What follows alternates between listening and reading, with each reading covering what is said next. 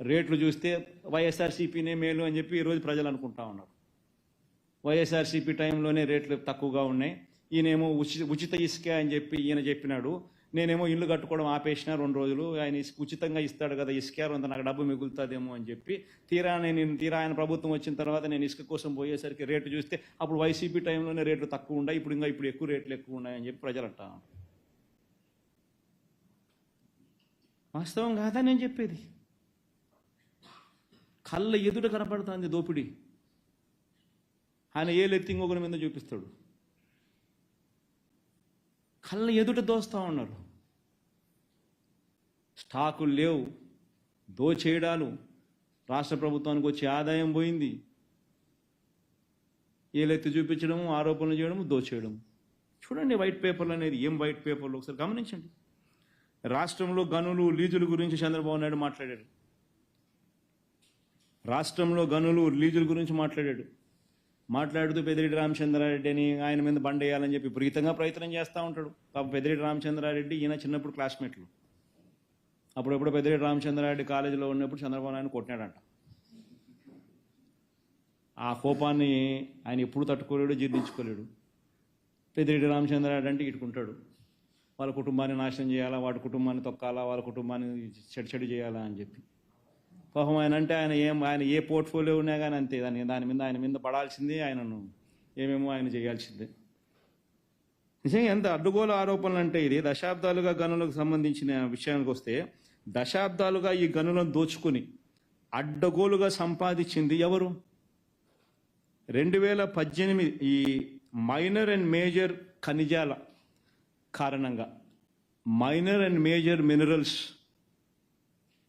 కారణంగా 2018-19 చంద్రబాబు నాయుడు చివరి సంవత్సరంలో ఆదాయం ఎంత రాష్ట్ర ప్రభుత్వానికంటే 2210 crores, 2200 కోట్లు. ఈరోజు 2023-24లో మేజర్ అండ్ మైనర్ మినరల్స్ శాఖకు 4000 కోట్ల ఆదాయం. మేజర్ అండ్ మైనర్ ఖనిజాల కారణంగా వచ్చిన ఆదాయం 2018-19లో 2200 కోట్లు అయితే 2023-24లో 4000 కోట్లు. ఆదాయం 2200 కోట్ల నుంచి 4000 కోట్లకు పెంచితే కరప్షన్ జరుగుతుందా? మరి ఇంతకుముందు చంద్రబాబు నాయుడు హయాంలో ఈ పెరిగిన ఆదాయం ఎక్కడున్నది?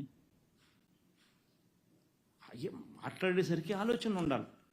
APMDC, Andhra Pradesh mineral development corporation 2018-19లో చంద్రబాబు దిగిపోయే టయానికి దాని ఆదాయం 400 కోట్లు. ఏపీఎండిసి ఆదాయం చంద్రబాబు నాయుడు దిగిపోయే టయానికి దాని ఆదాయం 400 కోట్లు. ఈరోజు దాని ఆదాయం 3000 కోట్లు పైచిలుకు.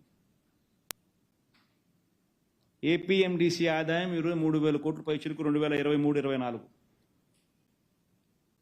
ఆయన హయాం దిగిపోయే టయానికి 400 కోట్లు, 23-24 టయానికల్లా 3000 కోట్లు దాటింది.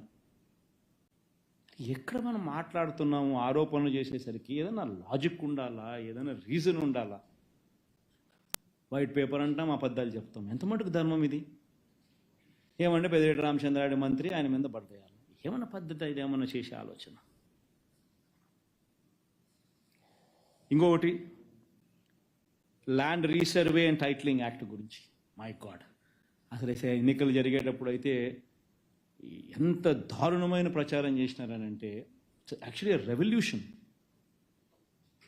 ల్యాండ్ టైటిలింగ్ యాక్ట్ అనేది ఒక రెవల్యూషన్. ఎంత గొప్ప రెవల్యూషన్ అంటే ఇది. ఈరోజు భూములు కొనుక్కోవాలని చెప్పి మీరు ఎవరైనా అనుకుంటే, ఆ భూములు కొనాలంటే మీకు భయం. ఆ అమ్మే వాడు టైటిల్స్ కరెక్ట్గా ఉన్నాయా లేదా, నేను కొనే టైటిల్స్ కరెక్ట్గా ఉన్నాయా లేదా అని భయం మీకుంది. ఆ అమ్మేవానికి భయం. రేపొద్దున ఇంకొకడు ఎవడో టైటిల్స్ తీసుకొని వచ్చి నేను ఒరిజినల్ ఓనర్, నువ్వు కాదు ఒరిజినల్ ఓనర్ అంటాడేమో అని చెప్పి వాళ్ళకు అనే అమ్మేవానికి భయం. మొట్టమొదటిసారిగా ల్యాండ్ టైటిలింగ్ యాక్ట్ ద్వారా స్టేట్ గవర్నమెంట్ గ్యారంటీ ఇస్తూ ఉంది. స్టేట్ గవర్నమెంట్ ఇన్సూరెన్స్ ఇస్తూ ఉంది. గవర్నమెంట్ గ్యారంటీయే కాదు, government is giving insurance also. కొనేవానికి అమ్మేవానికి స్టేట్ గవర్నమెంట్ గ్యారంటీ ఇస్తూ ఉంది. నీ టైటిల్స్ నేను భరోసా అని. అంటే నీ టైటిల్స్ను వెరిఫై చేసి, నీ టైటిల్స్ను గవర్నమెంట్ వెరిఫై చేసి, నీ కోసం అని చెప్పి రాళ్ళు, సరిహద్దు రాళ్ళు నువ్వు చూపించిన చోట గవర్నమెంట్ పెట్టి, నీ కోసం ఫ్రీగా గవర్నమెంటు ప్రతి గ్రామ సచివాలయంలో ఒక సర్వేయర్ను నియమించి 15,000 మంది సర్వేయర్లను నియమించి 4 ఏళ్ల ప్రక్రియలో 4 ఏళ్ల కార్యక్రమం ఇది. 4 ఏళ్లలో గవర్నమెంట్ వుడ్ బి స్పెండింగ్ 2,000 కోట్లు పై చిరుకు on survey equipment, on surveyors salaries, on the stones. నీ కోసం పాతుతా ఉన్న ఈ స్టోన్స్ గవర్నమెంట్ సర్వే చేసి, నువ్వు చూపించిన సరిహద్దుల్లో సరిహద్దురాలు నీ కోసం గవర్నమెంట్ నాటించి, నీ కోసం గవర్నమెంట్ సర్వే చేసి నీకు ఆ డాక్యుమెంట్స్ ఇస్తూ ఉంది.